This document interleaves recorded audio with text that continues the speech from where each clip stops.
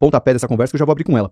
A pergunta é a seguinte, Felipe. Todas as pesquisas eleitorais divulgadas até o momento, independente de institutos, apontam um empate técnico entre lulismo e bolsonarismo no primeiro turno e uma polarização ainda maior do que em 2022, independente do candidato.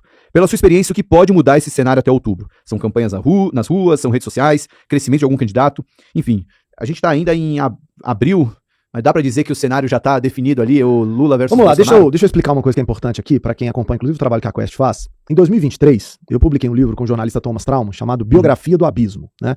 O livro tem algumas reflexões importantes, acho que a mais relevante delas é que o Brasil hoje tem um eleitorado calcificado. O que é essa calcificação? É um processo em que o padrão de comportamento eleitoral ele está se estabilizando, né? O Brasil era muito visto, principalmente pelos americanos, de fora para dentro, como um país sem dinâmica partidária, sem dinâmica política. E o que eu e o Thomas fazemos no livro é mostrar que não. De um tempo para cá, o nível de comportamento, de voto lulista e antilulista, ele foi consolidando um padrão que, no fundo, vai dando previsibilidade para o resultado. Quando a gente analisa, por exemplo, como é que os paulistas votam numa eleição em relação a outra, os maranhenses, os capixabas, os mineiros, a gente vai vendo que a correlação do voto vai aumentando a cada eleição, tá? Por que isso é importante? Porque, basicamente, é como se a gente começasse uma eleição, nesse cenário de calcificação, num clássico jogado assim, 1-1. O clássico sempre começa empatado. O bolsonarismo, que hoje representa a força mais importante antilulista ou antipetista, e o Lula e os seus aliados, que representam a força mais importante do lado da esquerda, eles sempre começam ali com 35, 34, 33, um terço ou um pouco mais de força política. Então o que a gente está vendo agora nas pesquisas, não só na Quest, mas em outros institutos, é exatamente esse padrão de calcificação. Bastou o Bolsonaro dizer, ó, o escolhido, o herdeiro vai ser o Flávio, que rapidamente houve uma migração de votos muito forte na direção do Flávio, né? Ele já está ali no patamar desses 35 que são considerados bolsonaristas ou de direita, o Lula já domina hegemonicamente a esquerda e o lulismo, o jogo fica empatado, muito bem. O ingênuo que olha para o jogo diz assim, então a eleição acabou, né? Agora já empatou, vai ficar empatado até o fim, então, olha só, eu já estou há alguns anos, né, fazendo análise política, a Quest faz 10 anos esse ano. Toda a eleição no Brasil a gente tem grandes novidades e grandes surpresas, e eu recomendo a todo analista ou interessado em política a tomar cuidado com conclusões apressadas. Eu já vi a Rosiana Sarney ser presidente da República, antes da hora. Eu já vi a Marina Silva no segundo turno. Eu já vi o Alckmin, favoritíssimo para chegar no segundo turno com o Lula. Para não citar o próprio Lula, que era favoritaço em 94 até chegar ao Plano Real. Para não citar o Brizola, que era o nome da esquerda forte em 89. Então assim, veja bem, a calcificação ela ajuda a organizar o sistema político e o sistema de preferências de opiniões das pessoas. Mas ela sofre de um nível de instabilidade que é a incerteza do afeto. O Brasil continua sendo um país, como o Sérgio Buarque de Holanda gosta de chamar, um país de homens cordiais. E a cordialidade brasileira que eu estou citando aqui não é a cordialidade do gente boa, não. O que ele chama de cordialidade é nós vivenciamos e adoramos vivenciar as relações de afeto. E nos baseamos exatamente por isso numa dinâmica que é eu voto porque eu gosto do cara, gosto do candidato. Ou seja, daqui até outubro, eu acho que muita coisa ainda pode acontecer.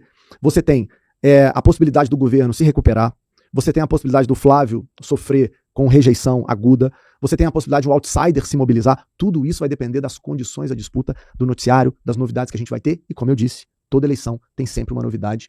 Então, tá polarizado, é uma eleição duríssima, né? Eu acho que ela não é fácil para ninguém, mas eu não aposto que tá resolvida não, é uma eleição que a gente ainda vai ter surpresa. Caramba. Muito nessa linha, né, fazendo uma reflexão de eleições passadas. Duas eleições, à exceção da de 2022, as anteriores, foram marcadas por imponderáveis. A eleição de 2014 com a morte do Eduardo Campos, que alçou a Marina ao primeiro lugar e depois ela derreteu e nem chegou no segundo turno. Exato. Vamos lembrar, 3 semanas antes do primeiro turno, a discussão era se a Marina levava no primeiro turno. Exatamente. Ou se ela ia pro segundo turno. 3 semanas ela ficou em terceiro. E aí em 18, a facada que coloca que o Bolsonaro é decisiva, tá? e faz ele ter um espaço que ele não tinha, que é o espaço de televisão, né? Isso, muita gente me pergunta isso. Felipe, você acha que a facada foi decisiva? Eu tenho certeza que foi. A gente tem trackings na Quest 2018. A primeira semana da campanha do Bolsonaro, ele derrete 1 ponto por dia. No track, pum, pum, vai caindo. De repente vem a facada naquele 7 de setembro, em Juiz de Fora. Você vê como é que mineiro gosta de resolver a eleição, Decide até essas coisas, né? Resolvem lá. Mas fora a brincadeira, o Bolsonaro volta e passa a ter uma força gigantesca de visibilidade, né, pública, que ele não tinha na campanha. E aí vira o jogo. Então essas coisas acontecem. Agora, um dos registros do livro é justamente que o brasileiro está cansado de polarização. Existe um cansaço na polarização. Como que essa informação conversa com a pesquisa que diz que a eleição está está bastante polarizada entre Lula e Bolsonaro? Essa pergunta é muito importante, Léo, pelo seguinte. Eu gosto de diferenciar os tipos de polarização que existem no mundo. A começar pela polarização partidária, que não tem problema nenhum. Aliás, ela é saudável na democracia. É bom que a gente tenha polarização partidária. Porque a polarização partidária, ela simplesmente delimita, de maneira mais clara do que num cenário de não polarização, quais são as diferenças de opinião e divergências ideológicas que existem entre os grupos. A polarização ideológica partidária, ela é necessária para a democracia, para que haja governo e oposição. Durante muitos anos nós vivemos essa polarização numa boa.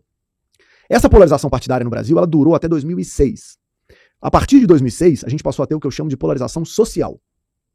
Foi a partir de 2006 que a gente começou a ver, Lepo, a distância entre ricos e pobres votando diferente, homens e mulheres começaram a votar diferente, Nordeste e Sul começaram a votar diferente. Ali que a coisa fica realmente social.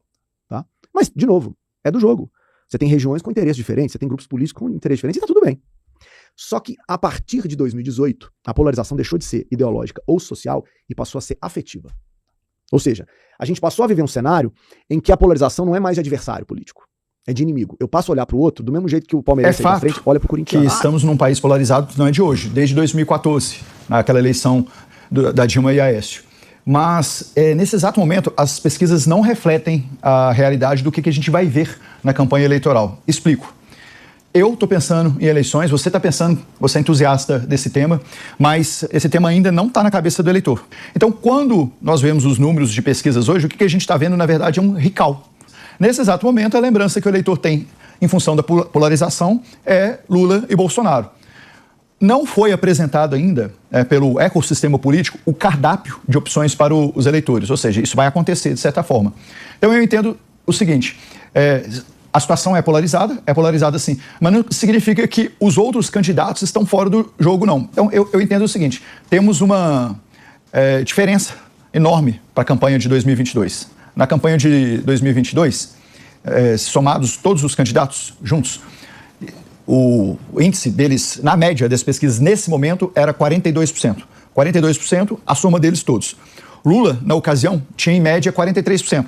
Em função do recall. Uma força incrível, né? Se você for analisar, foi mais ou menos o resultado que a gente teve na campanha, que foi decidida por 2%. Deu essa lógica. Nesse exato momento agora, em 2026, o quadro é totalmente diferente. Somado todos os candidatos, eles têm 43%. O que mudou é que Lula tem 35% na média. A gente está falando de 7 ou 8 pontos a menos em função de um desgaste natural, que é um mandato. Então nós temos uma segunda diferença muito significativa. Todos os candidatos juntos, na eleição de 2022, eram do campo de centro-esquerda ou esquerda. Neste exato momento, a gente não tem outros candidatos, senão Lula, na esquerda. Todos os espectros aí, as variáveis, as coisas que podem acontecer, estão na direita. O que leva a gente a considerar que, naturalmente, esses candidatos não poderão apoiar o Lula num possível segundo turno. Então a gente tem uma chave aqui, como se fosse Copa do Mundo, uma semifinal, tá, da direita aqui. Na minha opinião, devido a isso e vários outros dados que a gente vai conversar aqui, que o candidato que sair dessa chave aqui, ele ganha do candidato do espectro da esquerda.